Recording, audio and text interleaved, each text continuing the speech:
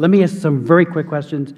First of all, Mr. Akwe, I think your point about a window closing is a very, very important one. If the international community coalesces and somehow accepts the egregious human rights abuses as okay, if a little changes around the edges may bring about, a great deal of positive feedback from the international community, which has not been helpful, and that includes during the Bush administration as well as now during the Obama administration. And I would suggest that for those who are suffering torture and those who 400+ political prisoners and everyone else who is suffering, delay is denial.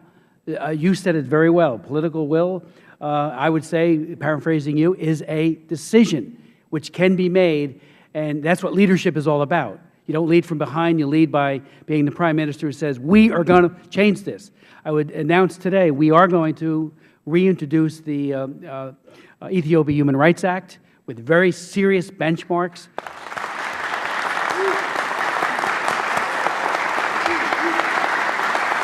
And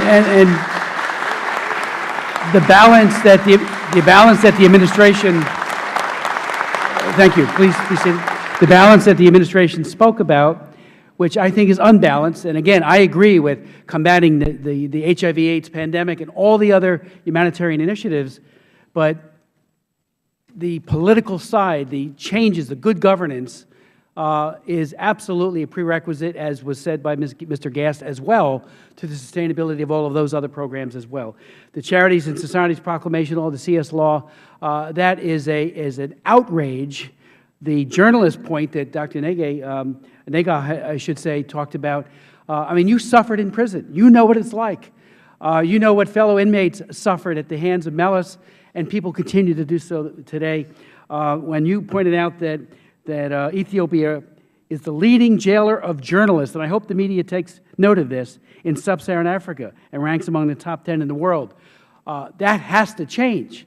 An unfettered press keeps checks on this Congress, on this President. It needs to do the same in Ethiopia. So thank you for your testimonies. They were very, very strong. You said, Dr. Pham, tantalizing. I would hope that, for Mr. Haile Mariam, or Prime Minister Haile Mariam, things will move in the right direction. But friends don't let friends commit human rights abuses.